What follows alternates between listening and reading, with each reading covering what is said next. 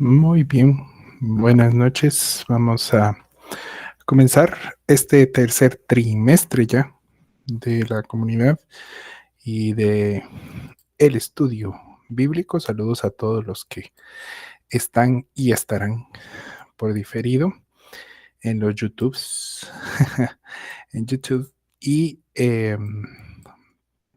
pues gusto verles, gusto que estén acá. Vamos a iniciar este mes también, ¿verdad? De estudio, el mes de julio.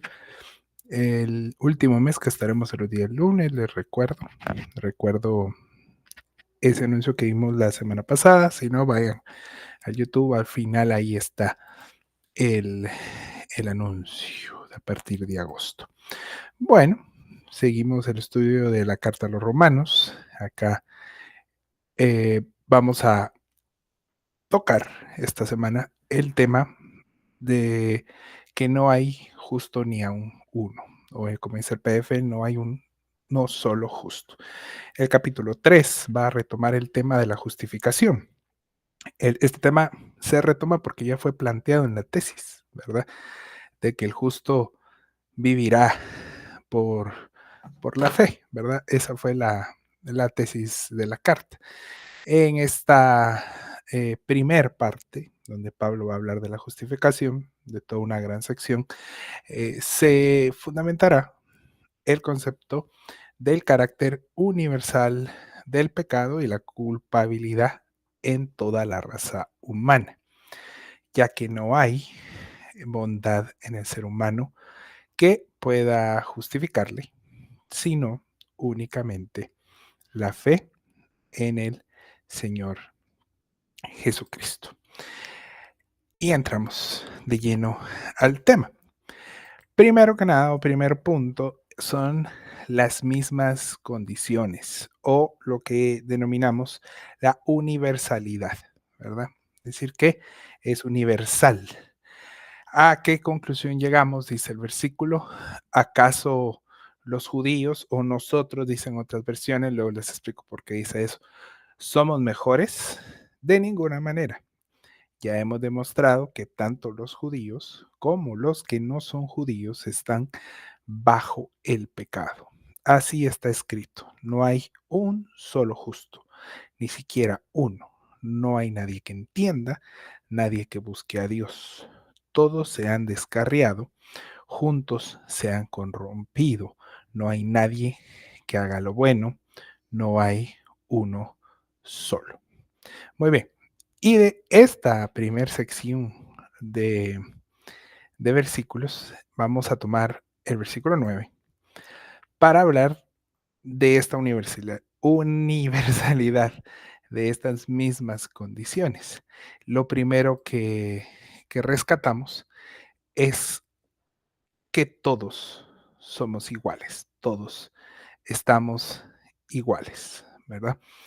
Luego de analizar a la raza humana que despreció a Dios, como hizo Pablo en el primer capítulo y en el segundo, Pablo también analizó a los moralistas que se creen buenos por sus obras, tanto a los judíos que confiaban en su religión y su tradición.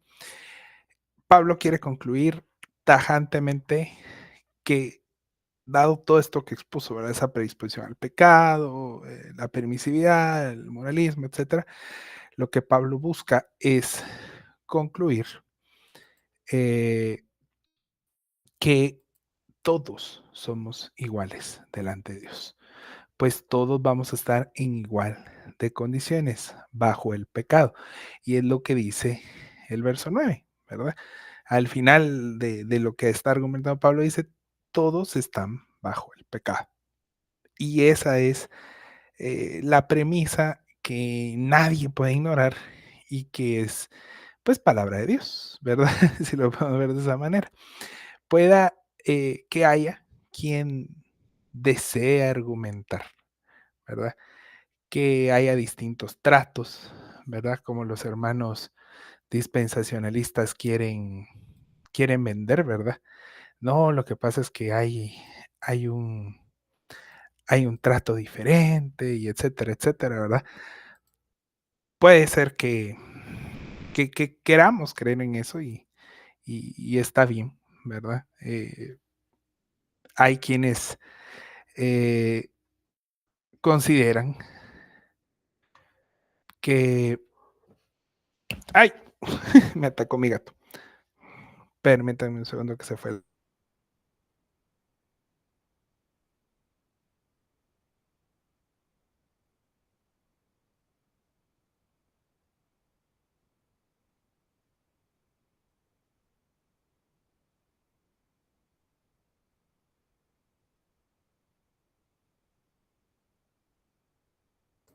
Listo. Em,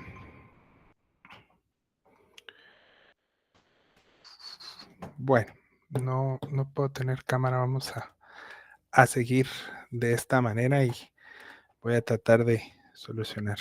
A los que están en la grabación, disculpen. Ahí estamos, ya volvió todo. Bueno, eh, pues algunos dirán que hay distintos tratos, que hay quienes son escogidos sobre otros, ¿verdad? Que Dios tiene un pueblo y tiene otro pueblo, que hay quienes se atreven a decir que hay niveles de salvación, ¿verdad? Que hay tiempos distintos de salvación y otras cosas que se escuchan en distintos movimientos, ¿verdad? Y lamentablemente, pues, están ahí. Quisiéramos que no estuvieran ahí, pero están ahí. Pero al final, en 3 capítulos de Romanos, sabemos bien, y se ha denunciado, como dice Pablo, y demostrado que todos estamos bajo pecado, especialmente que estamos en igualdad de condiciones. Entonces, el punto uno es que todos somos iguales. No hay una diferencia entre un pueblo y otro, entre mujeres, hombres, entre gentiles, judíos, no hay diferencia. Todos somos iguales. El verso 10, si lo tienen ahí, pueden leer, dice, así está escrito. No hay un solo justo, ni siquiera uno. ¿Sí? Verso 10. No hay un solo justo, ni siquiera uno, o ni uno solo, dicen otras versiones. Por lo tanto, y si analizamos el griego y si entramos ahí a entender el significado jurídico de las palabras que Pablo está usando, comprendemos que el carácter de lo que Pablo está diciendo y el alcance jurídico de lo que Pablo está diciendo es que ninguna persona es justa. El dictamen judicial es no hay ni un solo justo. Por lo tanto, ya Pablo juzgó y determinó qué era el veredicto. Atrás queda cualquier argumento humano delante de Dios, porque no hay un solo justo, ni siquiera uno. Esta afirmación puede recibirse con piedad religiosa fingida y hasta aplaudida o recitada en, en un funeral, ¿verdad? Cuando la gente dice es que no somos nada, ¿verdad? Y nadie es bueno y todas estas cuestiones. Pero hay un serio peligro que nuestra religiosidad, no la del vecino, no la de los hermanos de nuestras iglesias, sino la nuestra, haga que nuestro interior, nosotros neguemos esta condición, ¿sí? Por ello es importante siempre preguntarnos si tenemos conciencia de que esa es nuestra condición universal como raza humana y que de esta nos liberó el Señor, ¿sí?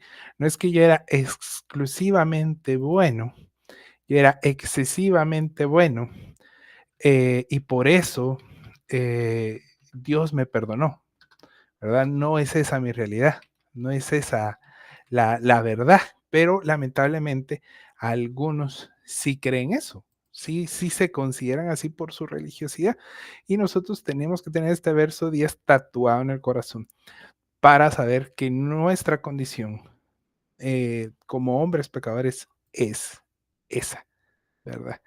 Y tenemos que tener una conciencia de esta condición universal en la raza humana, ¿verdad? Porque si no podemos caer en graves errores como los que expuso Pablo antes cuando habló de los judíos, ¿verdad?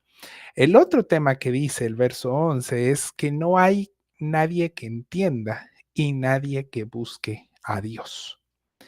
Y acá quisiera tocar un tema importante, ¿verdad? El hombre natural, dice Primera Corintios 2:14, no puede entender las cosas que son del Espíritu de Dios, ¿sí? Y eso es un versículo que se ha usado para muchas cosas o para justificar algunas cuestiones y unas malas praxis, pero en el sentido correcto. Lo que entendemos nosotros es esa metanoia, ese cambio, ¿verdad? El hombre natural no va a buscar las cosas de Dios, no va a buscar lo espiritual, va a buscar lo carnal y va a entender todo únicamente desde lo carnal, ¿sí? Y es esa incapacidad de entender lo espiritual que hará que el hombre en su propia injusticia sea nublado de su entendimiento. El hombre puede llegar a hacer conceptos de Dios propios que son errados, como vemos en las sectas o vemos en los falsos evangelios.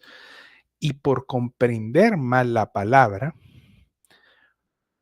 pueden llegar a estos, o ya bien, porque buscan, priorizan o por miedo, o por presiones, buscan estar en línea con tradiciones, con gustos de algunas personas de su congregación, con costumbres que han tenido por año, o inclusive, pues lamentablemente, por algunos mitos o por medias verdades, ¿verdad? Dejando atrás el entendimiento de la palabra. Y eso es lo que Pablo está diciendo. No hay quien entienda y no hay búsqueda de Dios. Y les puse acá un ejemplo muy, muy claro. ¿Qué pasa en Latinoamérica? Inclusive una de las personas de la academia de la denominación donde estoy ordenado, hizo una tesis sobre esto y luego publicó un libro de esto, que es el asunto en torno al secularismo, ¿verdad? Secularismo, ¿verdad? En Latinoamérica hemos sido enseñados a ver una dicotomía existencial, ¿verdad? Una división. Hay dos existencias, ¿verdad? Esta dicotomía está entre lo secular, pagano, mundano, y entre lo cristiano, ¿sí? Tenemos estos dos personajes, estos dos participantes en esta dicotomía, y aunque creamos, o podría decir alguien, ¿verdad? Estoy diciendo como Pablo en los versículos anteriores, tengo una persona que dialoga conmigo imaginariamente, alguien puede decir, bueno, pues esto que estás diciendo no afecta, pero realmente afecta y afecta mucho, porque tiene mucho que ver con la forma que entendemos el Evangelio. Y esta forma, esta dicotomía que no es bíblica, eh, esta manera de entender el Evangelio, repito, eh, ha contribuido a fomentar, a publicitar y a radicalizar inclusive algunos legalismos, ¿sí? Y esta radicalización, fundamentalización, este afán legalista va a producir creyentes muy fanáticos, muy devotos, si queremos decir de esa manera, muy pasionales, pero que viven en ignorancia de Dios. Han oído de Dios, pero no entienden su fe, ¿sí? No saben qué es ser cristiano, qué significa ser creyente, qué significa ser hijo de Dios. No lo saben, porque lo que saben es un conjunto de reglas antiseculares, antipaganas, antimundanas.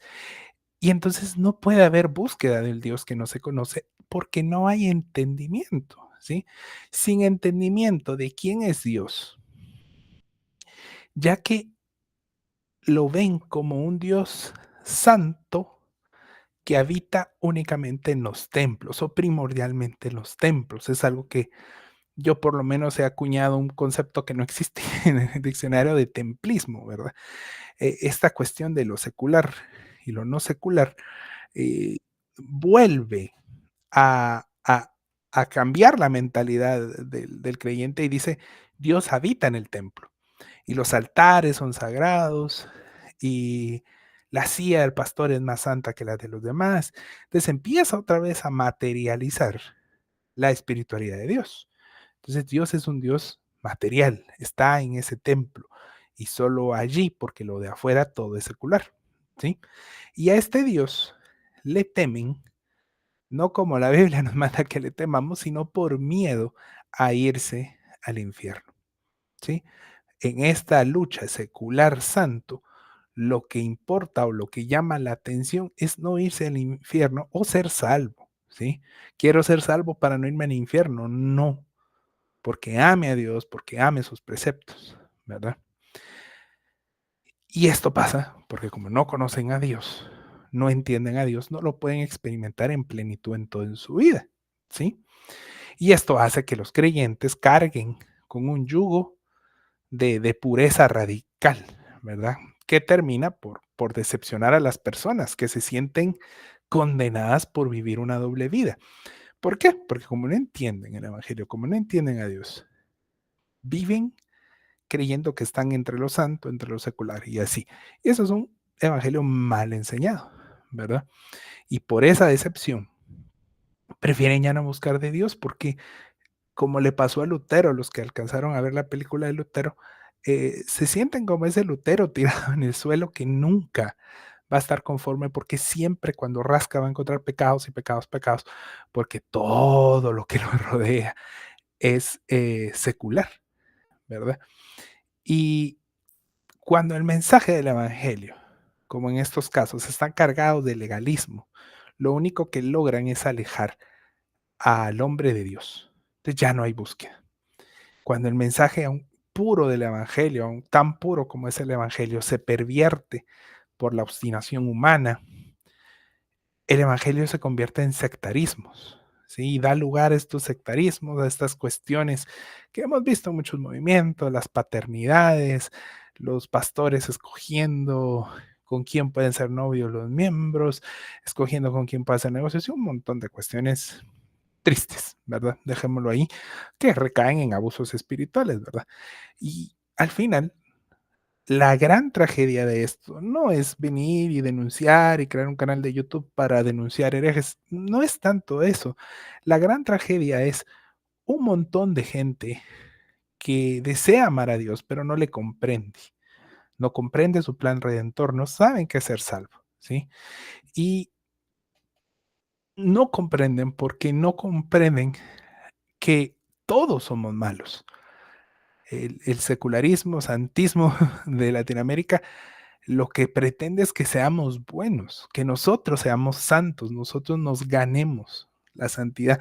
Y de ahí hay expresiones, esto no está en PDF, pero hay expresiones que todos creo hemos escuchado en los púlpitos de tenés que pagar el precio, ¿verdad? Son sutilezas que decimos, pero realmente están implicando ahí una insuficiencia de Dios, ¿verdad? Porque yo soy el que tiene que ser santo, que tengo que apartarme, etcétera, etcétera. Pero esta realidad latinoamericana bien nos muestra lo que el versículo 11 nos dice, no hay entendimiento de Dios y por ende no hay búsqueda de Dios, porque no se entiende que Dios es un Dios que busca integralidad, que busca estar en el todo del ser humano, no solo en los cultos, no solo en los templos y no solo por partes. Continuando, el verso 12 dice, todos se han descarriado, juntos se han corrompido, no hay nadie que haga lo bueno, no hay uno solo. Y aquí termina el primer grupo de menciones que el apóstol Pablo está diciendo. En el PDF se los puse, lo van a ver en cada una de las diapositivas principales. Pablo lo que está haciendo en esta sección, tanto del 8 al 12, lo que está haciendo es citando versos del Antiguo Testamento y lo hace con un propósito, ahorita lo van a ver. Y muy bien, pero dice, no eres tú, soy yo. Un predicador dice por ahí que es todo, pues todo, ¿verdad? Si la palabra dice que todos se han descarriado y que nuestra naturaleza es corrupta, se ha corrompido, ¿verdad? Que esa es mi definición favorita de pecado. En amartología se ve eso, ¿verdad? ¿Cuál es la definición del pecado? Para mí la definición más pura es que todo es bueno, pero todo se ha pervertido, ¿verdad? Entonces, si todos nos hemos descarriado, si en todo estamos corruptos, estamos conscientes que en nosotros, por naturaleza, vamos a rechazar a Dios, ¿sí? Porque nos gusta lo malo. Si no es que a nosotros nos atraiga obedecer a Dios, eso es falso. Nuestra naturaleza pide, y Pablo va a hablar de eso en el capítulo 7. Nuestra naturaleza nos demanda hacer lo que es malo, ¿verdad? Y por ende, en nuestro corazón no hay deseos de lo bueno, ni hay una cuestión natural de ir a hacer lo bueno. Entonces, tenemos que saber, y yo, digamos, considero que vivimos en tiempos donde el cristiano está tentado por los medios de comunicación masivos, ¿verdad? Redes sociales, por ejemplo. Eh, Vivimos presionados, inclusive podríamos citar lo que le pasó ahorita a este señor, hijo del señor de Zona 5, ¿verdad? ¿Cuáles son los argumentos contra él? No estoy ni a favor ni en contra del señor ni de lo que pasó, pero ¿por qué se le ataca? Porque él debería ser buena persona, no debería ser racista, no debería ser acá. Y esa es la presión que tenemos, ¿verdad? Si somos creyentes deberíamos ser buenas personas. Entonces aquí podría decir alguien, Nolito, pero no dijiste que las obras deberían ser, sí, pero ser creyente no implica que vamos a ser buenas personas, porque el problema de caer en eso, de ser buena persona, es que entonces luego nos vemos a la necesidad de colaborar en Techo, colaborar en Teletón, colaborar acá y allá, y que nos vean y que nos tomen fotos y que carrera por síndrome de Down y que carrera por cáncer y que todas esas cuestiones al final yo considero que hay muchos creyentes que lo hacen únicamente por la presión de demostrar que son buenas personas porque son cristianos. Y si yo entiendo lo que Pablo está diciendo, yo no tengo esa presión porque yo entiendo que yo soy malo. Sí, no sé si me acompañan ahí, ¿verdad? Pero muchos buscan o no se dan cuenta que están buscando, antes de ser justos, están buscando ser buenos ante el ojo público, ¿verdad? Es decir, no les preocupa tanto lo que es justo, obedecer al Señor, que ser buenos ante el ojo público. Y aquí podríamos citar lo que hablamos hace 2 semanas con los influencers, ¿verdad? ¿Qué necesita el mundo? Ver que un cristiano está participando en un concierto de Shakira. Eso necesita el mundo, ver que somos buenos, que no somos aburridos, que no somos legalistas, ¿sí? Ahora, la pregunta es, ¿esa es nuestra preocupación? Nuestra preocupación es hacer lo que es justo, ¿verdad? Y esa sería la pregunta a responder. Si nuestra mentalidad se alinea a la palabra y al espíritu, vamos a quitar esos ídolos que se han construido en torno a la bondad de las personas, en torno a los ministerios, a las iglesias y los líderes. No necesitamos pastores que sean buenas personas, pastores que tengan mucha acción social, que sean solidarios, ¿verdad? No necesitamos iglesias buenas o ministerios que sean buenos. Esa es la presión social que recibimos, ¿verdad? Y entonces estamos errando porque no nos damos cuenta que no eres tú, soy yo, ¿verdad? No eres tú el que tiene que calificar lo que yo hago como soy buena persona, sino soy yo el que tiene que hacer lo justo. ¿Sí? Espero darme a entender con eso. Si nosotros nos vemos a nosotros mismos como aquel descarriado, aquel corrupto, la NTV y la NBLA dicen aquel inútil, ¿verdad? Somos inútiles, dice. Si nosotros nos vemos así en torno a Paquita al barrio, ¿verdad? Comprenderemos que aún luchamos contra esa naturaleza pecaminosa, ¿sí? Que es lo que Pablo dice en Romanos 7, spoiler, ¿verdad? ¿Qué dice ahí? Yo no hago lo que quisiera hacer, sino que hago lo que no quisiera hacer. No sé cuántos se han sentido así, ¿verdad? Pero si el apóstol Pablo lo dice es porque hasta a él le pasaba, es porque a todos nos pasa, ¿sí? ¿Verdad? Yo platicaba con mi esposa, tengo que ir a predicar, y estoy dando vueltas que ir a predicar. Y tenía un temita ahí en mi corazón y le decía a mi esposa, yo siento que a veces vendemos la idea de que a los cristianos nos gusta obedecer a Dios y eso es falso. Le decía, yo tengo unos 3 4 pecados que yo quisiera hacer y que legalmente no hago porque son pecado. Pero a mí, puchis, el interés es absoluto, ¿verdad? Esa es nuestra realidad. Si no para que, como dijo Pablo en la clase pasada, no para que digamos pequemos entonces para que abunde la gracia, no. Lo que Pablo está diciendo es que no nos hagamos tarudos, diría Chespirito, ¿verdad? Lo que está diciendo es, en mí está esa gana de ir y hacerlo porque yo soy corrupto, yo soy un inútil, soy un descarriado, ¿sí? Rata inmunda, animal rastrero, ¿sí? Porque somos depravados, pero somos depravados que fuimos perdonados, que fuimos redimidos por gracia y misericordia inmerecida.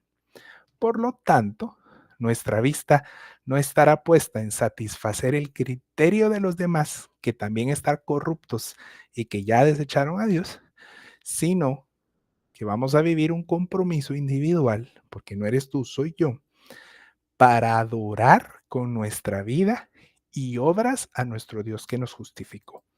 No es legalismo, no es secularismo, como dice en el ejemplo de Latinoamérica, es que eso es secular, que esto, es que eso es, hay pactos, o sea, hay demonios. No es eso, es yo sé quién soy y soy igual de inmerecedor que este marero, soy igual de inmerecedor que este político, igual de inmerecedor que un diputado de semilla. Soy lo peor que pueda haber. ¿Verdad? Soy igual de inmerecedor que cualquier personaje. Ustedes piensan en el personaje más que más les parezca, ese fijo se va al infierno. O sea, la misma corrupción que había en Hitler estaba en mí, la misma corrupción que había en Mussolini, la misma corrupción que había en Obama, la misma corrupción que había en cualquier político corrupto que nos encanta verlos como eso, la misma corrupción, maldad que había en su ex, la misma corrupción que había en cualquier persona que consideremos dañina, está en nosotros. Pero la diferencia es que nosotros no estamos viendo qué dice el mundo, qué dices tú que debe de ser buena persona, porque yo reconozco que no lo soy. Yo solo lo que trato de hacer es vivir una vida que sea una adoración continua al Dios que me justificó, aunque no me lo merezco. Y eso nos lleva al siguiente punto, y es todos nuestros pecados, ¿verdad? Todos nuestros pecados se llama esta sección. Dice la palabra que estamos leyendo, voy a ampliar temporalmente aquí que ya no miro. Ahí está. Como les dije, abajito tienen las citas que Pablo está citando. Toda esta sección está citando Pablo el Antiguo Testamento. Recuerden que se los dije en la introducción, Romanos es el libro con más citas al Antiguo Testamento, aún más que Hebreos. Bueno, verso 13. Su garganta es un sepulcro abierto. ¿De quién está hablando? De nosotros. De su lengua salen engaños, venenos de víboras hay en sus labios. Llena está su boca de maldiciones y de amargura. Veloces son sus pies. Ay, me perdí. Para ir a derramar. No comparto las presentaciones, pero en los PDFs están los versículos. Veloces son sus pies para ir a derramar sangre. Dejan ruina y miseria en sus caminos y no conocen la senda de la paz. No hay temor de Dios delante de sus ojos. Bueno, ¿a quién está describiendo? Ahí, a nosotros, a nuestra condición, ¿verdad? Está hablando de nosotros. Lili, si necesitas, si querés la presentación, me la puedes pedir y yo te la mando. Fresh. Así por inercia no lo comparto, pero no es que no las pueda compartir. Con gusto te lo paso. Entonces, Pablo cita acá el Antiguo Testamento en plenitud. Todo esto son citas de salmos, generalmente, eh, donde Pablo está demostrando cómo el pecado tiene la capacidad de manifestarse en cada una de las partes de nuestro ser. Un comentarista dice, Pablo, para convencer de nuestro estado depravado, va a hablar de cada parte de nuestro cuerpo para que nos demos cuenta cómo cada parte de nuestro cuerpo sirve para, para pecar, ¿verdad? Miren qué hábil Pablo, ¿verdad?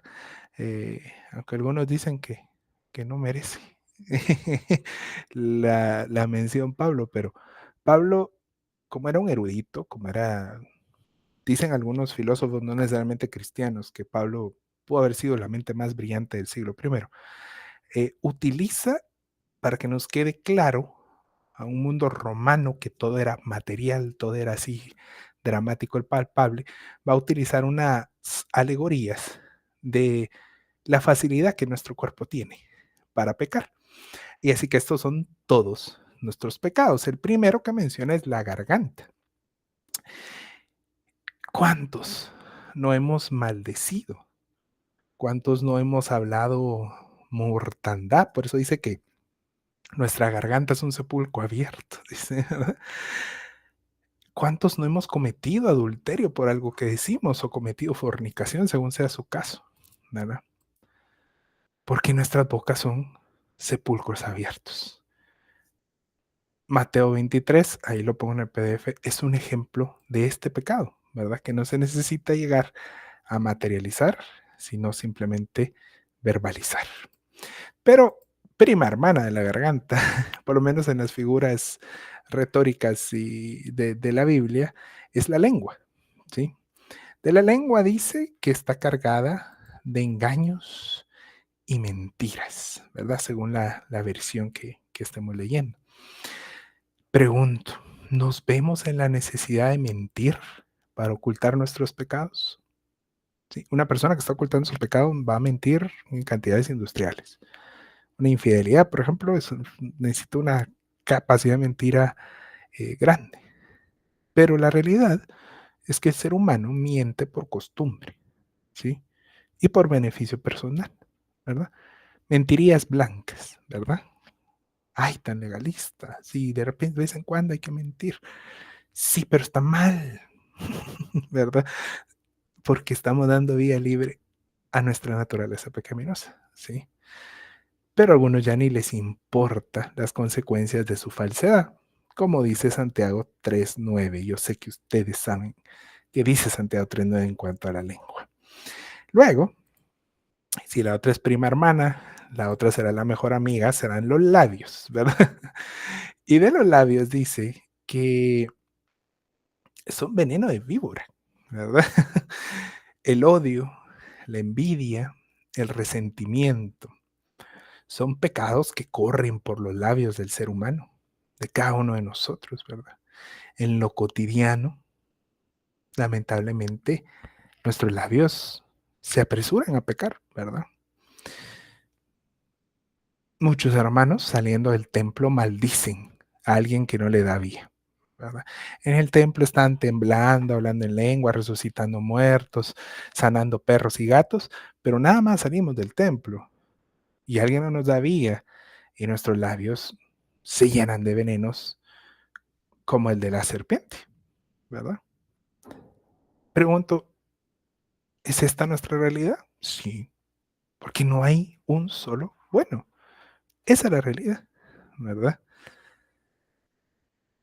Si una persona llega al templo y no nos saluda, pasa y, ay, esta hija de, ¿verdad? Etcétera, etcétera, ¿verdad? Cuánta maldición, cuánto veneno corre en nuestros labios que están alejados de Dios, ¿verdad? Y bueno, la mamá de los pollitos será la boca, ¿verdad? Que dice que nuestra boca está llena de maldición y de amargura. Por lo menos solo la NBI traduce así, las otras son muy similares, ¿verdad? Verso 14. El ser humano busca maldecir sus circunstancias y a las personas con las que se enfrenta, ¿verdad? Yo no sé, yo no lo hago, pero sí veo muchos hermanos que maldicen con una soltura, ¿verdad? ¡Ay, ese maldito! ¿Verdad? Y no como un decir, sino esos que son unos malditos vos. puchica, que yo no sé, a mí no se me da, pero mm, lo podemos ver en nuestras bocas, o quizás se me da, pero no digo la palabra, ¿verdad? Y junto a la maldición, ¿verdad? Del día, es que qué día más, hijo, y que, y es que está lloviendo, y es que está soleado, y es que está frío, y es que qué calor. Maldiciones y maldiciones. Junto a ella, pegado a ella, va la amargura, ¿sí? Porque la amargura puede volverse una forma común de hablar. Al final yo siempre he dicho que hay una adicción a la amargura. Entretiene. En Guatemala hay mucho de eso, ¿verdad? Hay una adicción a la negatividad, a reaccionar violentamente ante la adversidad, ¿sí? Brotan todas estas cuestiones de la boca del injusto, del ser humano injusto. Y luego Pablo va a dar un paso más adelante y dice de los pies, ¿verdad? Pies que son veloces, son astutos para ir a derramar sangre, dice. Con toda astucia planeamos, y eso significa en los pies, que con toda astucia planeamos, nos apresuramos, sacamos ideas que jamás sacamos para trabajar o para algo en la iglesia, pero somos súper hábiles para cometer pecados, ¿sí? Somos prontos para, ay, no, este me va a ver, ahorita se salió con el suyo, pero mañana mismo la va a pagar, ¿verdad? ¿verdad? No, nos hacen brincos en el tráfico y rápido vamos corriendo a alcanzar. Esas son las actitudes, ¿verdad? Y pecamos muchas veces de homicidio en nuestros pensamientos por estas maneras de pensar, lo que dice el Señor Jesús en Mateo 5, 21 al 30, ¿verdad? El Señor Jesús dejó a todos los fariseos, a todos los religiosos como, ¿qué onda? ¿Qué pasó ahí? Nos estás matando con esa forma de decir que solo con el pensamiento, ¿verdad? Me encanta el verso 16, porque el verso 16 dice que estas personas se dedican a dejar ruina y miseria en sus caminos. Yo no sé si alguna vez lo habían pensado, pero como pecadores, lo único que dejamos, nuestro legado es ruina y miseria. Destrucción, dicen otras versiones, ¿verdad? Bueno, esto es el egocentrismo del ser humano, caído, por supuesto, que va a justificar cualquier medio para obtener su felicidad, ¿sí? No le importa la ruina, la miseria, no le importa aprovecharse de los demás con tal de él salir beneficiado. No le importa pagar mal, no le importa cobrar comisiones, quedarse con el dinero que no le corresponde. Esas son actitudes injustas delante de Dios que nosotros deberíamos de procurar no tener, ¿verdad? Son todos nuestros pecados. Que no se diga que donde pasamos queda ruina y miseria. Por lo menos, al menos, esta debería ser nuestra meta, ¿verdad? Que esto no suceda por donde pasamos, ¿verdad? Sino que se diga otras cosas. Y los siguientes versículos son cita de Isaías y de las siguientes de Salmos. No conocen la senda de la paz. El actuar del injusto, del ser humano caído, siempre busca la confrontación, siempre busca para pasar encima de los otros, ¿verdad? Eso es lo que me da risa del posmodernismo y del pensamiento modernista y el pensamiento, se me olvida la corriente filosófica, la de posguerra, es bueno, el nihilismo es parte también de eso, pero todas estas cuestiones que dicen, es que el Estado de Israel, es que Palestina, es que los rusos, es que Ucrania, cuando tratan de justificar, digamos, la bondad en una guerra, ¿verdad? En una guerra hay un bueno y un malo. No hay forma más pragmática de mostrar lo manipulables que somos los seres humanos que cuando nos ponemos en esas, ¿sí? Por eso si una persona pone una banderita en su red social de un país porque apoya en una guerra, eso solo me dice que no tiene criterio. Sí, yo puedo estar de acuerdo con las políticas o con una cuestión que son secundarias, eso no afecta al evangelio, pero, pero yo no tengo que estar a favor de la confrontación, yo tengo que estar a favor a la paz. la haya iniciado quien la haya iniciado, la haya alterado quien la haya alterado. Yo soy un hombre como cristiano que debe de promover la paz, no la confrontación, que debe traer paz, ¿verdad? Porque el ser humano, con tal de seguir ganando, va a seguir confrontando, va a seguir conquistando. Y esa es la historia del ser humano. Las guerras no son nada nuevo. Y toda la vida, todo el mundo se ha querido aprovechar de todo. Y las guerras de hoy son la continuación del aprovechamiento que tenemos desde Caín y Abel, ¿verdad? Y por último, que un mensaje tendrá, que lo haya dejado último, dice los ojos, ¿verdad? Eh, no hay temor no hay temor de Dios, perdón, delante de sus ojos, ¿sí? En lo que nuestros ojos consumen, no hay temor de Dios. Todo es válido para nuestros ojos. Nada nos afecta. Es solo un taquito de ojo vos, ¿verdad? Estos son todos nuestros pecados. Por lo tanto, lo que Pablo está diciendo acá, nadie es bueno. Es tiempo de que generes conciencia de ello. Y verso 19 y verso 20 nos van a llevar a eso. Lo que Pablo acaba de exponer de la ley, él lo llama así la ley, ¿verdad? Dice, ahora bien, sabemos que todo lo que dice la ley, ahora, spoiler, en todas estas citas del Antiguo Testamento que lo ven allí, que las puse, no cita nada de Deuteronomio, no cita nada de Levítico. Él en este caso llama la ley de Dios, ¿verdad? Entonces él está hablando del Antiguo Testamento, ¿verdad? Eso para que se sepa.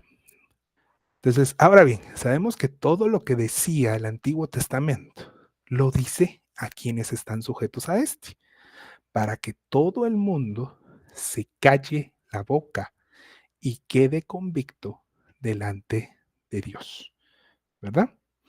Verso 20, por tanto, nadie será justificado en presencia de Dios por hacer las obras que todo el Antiguo Testamento dice. Más bien, mediante el ejemplo del Antiguo Testamento, cobramos conciencia del pecado, ¿sí? Entonces, para cobrar conciencia, el primer punto, y que es un punto que quizás es muy difícil, es que cae en la boca. Pablo nos ha estado hablando acá a través de los profetas, a través de los sapiensales, ¿verdad? De salmos, y hay muchos, en estos salmos hay muchos proverbios que también hablan lo mismo. Eh, Pablo nos está diciendo, miren, lo que nosotros tenemos de la revelación de Dios hasta este siglo primero, ¿verdad? Nos es más que suficiente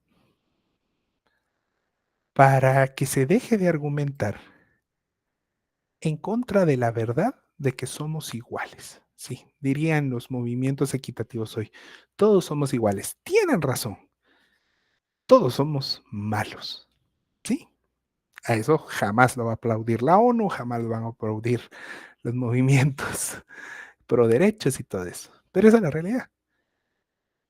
El ser humano, y esto de repente lo hacemos un clip y lo subimos para que nos funen en redes sociales. El ser humano necesita dejar de defenderse, necesita dejar de hablar, hablar y hablar para no reconocer su condición. Lo único que nos queda a nosotros como seres humanos es abrazar el arrepentimiento y la humillación. Dejar que la boca se cierre, callarnos y dejar de estar repitiendo, somos buenos, yo hago esto, yo hago lo otro, esto me hace buena persona. Y mucho más, meterle corazón a reconocer que necesitamos de Dios, porque nuestra condición como seres humanos era esta que describe desde el verso 10 al 18. ¿Sí? No sé ustedes, pero yo me identifiqué en cada uno de los pecados que Pablo estaba escribiendo.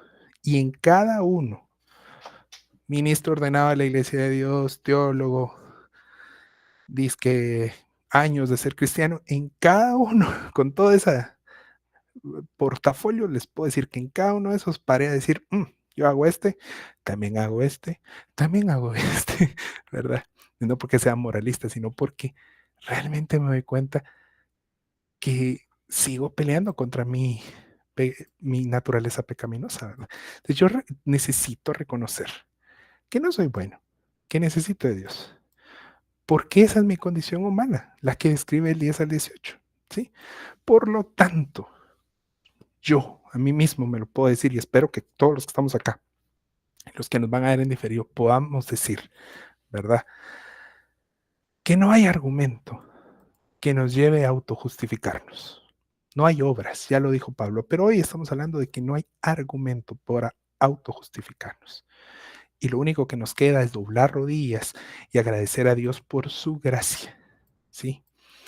Porque para ser hijos de Dios, y esto lo dijo un comentarista y también lo dijo un predicador que habla del tema y me encanta, llévense esta frase en su corazón. Para ser hijo de Dios es necesario callarnos la boca. Para ser hijos de Dios es necesario callarnos la boca. Un creyente que se justifica, que se defiende, un creyente que nunca se equivoca, que siempre tiene una excusa, que se escuda en sus traumas. Es que tengo TH de edad y que tengo síndrome de no sé qué, que va y le ruega y le rasca a un psicólogo, ¿verdad? Póngame un síndrome, dígame que tengo esto para entonces ponerle peros a mi pecado, que eso es lo que muchos cristianos están haciendo, ¿sí? Van y buscan ayuda psicológica, que lo cual puede ser una buena herramienta, pero van para justificar, ¿verdad? No, es que, no, mire, yo no es que sea egocéntrico y busque la atención, no, yo tengo TDAH, o no me acuerdo cómo se llama, ¿verdad? Síndrome de que no puedo poner atención. Si yo tengo eso, ¿verdad? Nada tiene que ver en que mi egocentrismo yo quiera que la gente me ruegue. ¿Me estoy dando a entender? Que existe, etcétera. Pero que también que muchos están buscando hoy eso como que fuera una adicción, una droga, para autojustificarse, para no querer reconocer el pecado, ¿sí? Necesitamos creyentes que dejen de excusarse en sus obras, ¿sí? Para que dejemos de ser abogados de nuestra falta de arrepentimiento.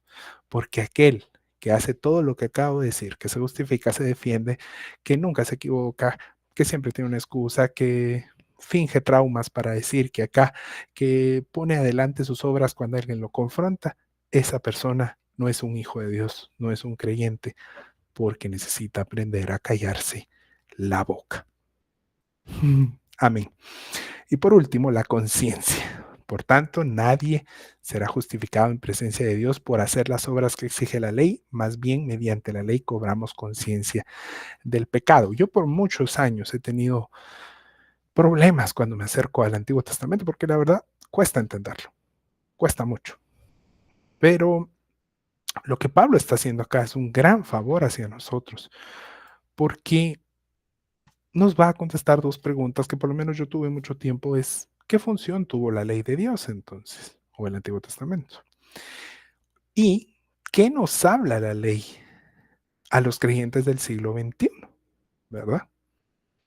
Bueno, lo primero es claro, entender que la ley era una conciencia de lo que no agrada a Dios, de aquello que Dios diseñó bueno, por eso Génesis está ahí, Dios lo diseñó bueno, pero el ser humano lo pervirtió, ¿sí? Y entendemos en cuanto a la ley específicamente que habían cosas que solo eran sociales, había cosas culturales, como lo de los tatuajes, ¿verdad? Era una cuestión cultural. O inclusive cuestiones de salubridad, como vemos en la ley reglas para el ciclo menstrual, ¿verdad? ¿Qué tiene que ver eso? Inclusive para los restos biológicos del acto coital, ¿verdad? Porque hay niños por ahí, ¿verdad?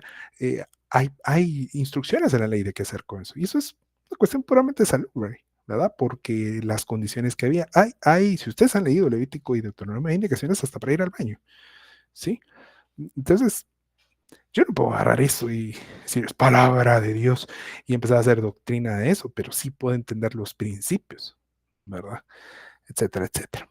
Y contestando a la segunda pregunta, la ley, en cuanto a lo moral y en cuanto a lo espiritual, era por definición imposible de cumplir. La ley era imposible de cumplir. Esta misma imposibilidad nos mostraba desde ya que se necesitaba algo más grande, ¿sí? Esto nos anunciaba un porvenir perdón, un porvenir restauración, santificación y regeneración que la humanidad tendría únicamente en el poder del Evangelio, ¿sí? La ley entonces, como demostró Pablo en los versículos 10 al 18, promulgaba el pecado natural del hombre, que estaba pervertido desde la caída. Hay que entender todo en concepto. Y de igual manera fue entonces un profeta que anunció al que habría de venir, a ese siervo sufriente, al Emanuel, ¿sí? Don Isaías. La ley fue una imagen, una ilustración, ¿verdad? Tan poderosa que lo podríamos ver de la siguiente manera, como un comentarista lo dice. La ley, dice él, es una luz encendida en una habitación oscura. Imaginémonos en una habitación oscura, ¿verdad? Pero esta habitación oscura tenía paredes que estaban sucias, manchadas. Imaginemos que está manchada con lodo, ¿verdad? Entonces la ley venía a ser una luz. La luz nos iba a descubrir a nuestros ojos la suciedad que no veíamos cuando el cuarto estaba oscuro. O no entendíamos, tocamos la pared y decíamos, ¿qué será esto? Se ve sucio, se siente mal. Cuando la ley viene nos muestra esa suciedad, ¿sí? Es decir, la ley nos está mostrando aquello que no está en el orden, en el plan, en el diseño divino. No cumple su función de una pared, ya está sucia, ¿verdad? Y con esa luz que era la ley, nos dejaba ver la necesidad que había de limpieza y de restaurar las paredes. Había que limpiarlas. Pero la luz, que era la ley, no nos servía para limpiarla. No podíamos limpiar la pared con luz. No podíamos poner la luz así y que limpiar, porque no poseía la capacidad de limpiarnos. Podíamos, a través de la ley, reconocer lo sucio, reconocer lo que estaba mal, ¿sí? Ya no podíamos omitir que eso estaba mal, pero la luz solo nos podía mostrar, no podía limpiar y restaurar algo al diseño original. Y ese es el valor de la ley. Por tanto, la ley es útil para mostrarnos las cosas que no agradan a Dios o las cosas que en el contexto específico no agradaban a Dios, ¿sí? No es la ley un asunto para pegarnos a ella en literalismos, como les decía, lo del baño y todas esas cuestiones, ¿verdad? Porque miren, para los que son muy literalistas, ¿verdad? ¿Qué es un literalista? Es aquella persona que lee un versículo, no harás tatuaje en tu piel y no se puede tatuar uno, porque la Biblia lo dice, ¿verdad? Miren, Pablo ni siquiera está citando literal lo que cita acá, lo parafrasea, ¿verdad? O usa la Septuaginta, que es más parafraseada. Si ni Pablo le hace, no, no tenemos que venir y agarrar la ley para tomarlo literal, porque de ahí empezamos con que hay que guardar el sábado y que hay que hacer esto. Ahí están los errores, ¿sí? Sino lo que tenemos que hacer es ver la ley como las primeras luces de los principios de los pecados que desagradan a Dios. ¿Cuáles son esos pecados? La idolatría, la avaricia, la hipocresía, etcétera. Sí, por ejemplo, ahí quedó bailando el ejemplo que no lo tenía, pero el asunto de los tatuajes tiene que ver con idolatría. No es el tatuaje, es la idolatría. El asunto de la comida tiene que ver con idolatría porque se utilizaban animales para adorar a otros dioses, etcétera. ¿Sí? Esos pecados que sí son un principio desde Génesis hasta Apocalipsis, de esos lo que nos queda es reconocerlos y arrepentirnos de ellos. En conclusión, como seres humanos estamos normalmente, naturalmente tentados a considerarnos justos, buenos o al menos no malos, ¿verdad? El pensamiento humano va detrás de estas cosas. Muchos invierten recursos para tener una imagen pública pulidísima, ¿verdad? Agraciada ante los demás. Esto lo hacen los políticos, lo hacen la gente de la farándula, lo hace cualquier persona que esté en poder y también cristianos que están en cualquiera de estas posiciones. Se le llama limpiar la imagen o lo que Jesús le decía, ustedes son sepulcros blanqueados. De afuera están pintaditos de blanco bien lindos, pero adentro lo que tiene es un muerto, ¿verdad? Porque lo que quieren es verse como los mejores, que no tienen un pasado, no tienen cola que les machuquen, no tienen malas intenciones y utilizan todo su recurso para esconder su condición de pecado. Nosotros no tenemos que hacer eso. Nosotros tenemos que reconocer, y no podemos, ¿verdad? Tenemos que reconocer que éramos los que éramos, que pecamos como pecamos, ¿sí? Y que esa era nuestra condición como pecadores y que somos incapaces de salvarnos. No nos salva nuestra solva, no nos salva si nos bautizamos, si vamos a un templo, si tomamos Santa Cena. Nada de eso nos salva la gracia. Por eso, lo que nos queda es simplemente dar gracias de que alcanzamos la justicia, o mejor dicho, nos alcanzó la justicia a través de Jesucristo el Salvador. Tenemos en nuestro corazón, conciencia de que Dios nos perdonó por misericordia y nos justificó inmerecidamente, pues justo, bueno, no hay ni uno solo. Y eso no lo olvidamos, porque la única justicia, la única bondad, viene a través de Jesucristo, nuestro Señor. Muy bien. Amén. Gracias por haber estado acá. Los esperamos. Uy, no puedo con esto. El resto, los esperamos el resto de los días que vamos a seguir lunes. Recuérdense el anuncio que dimos.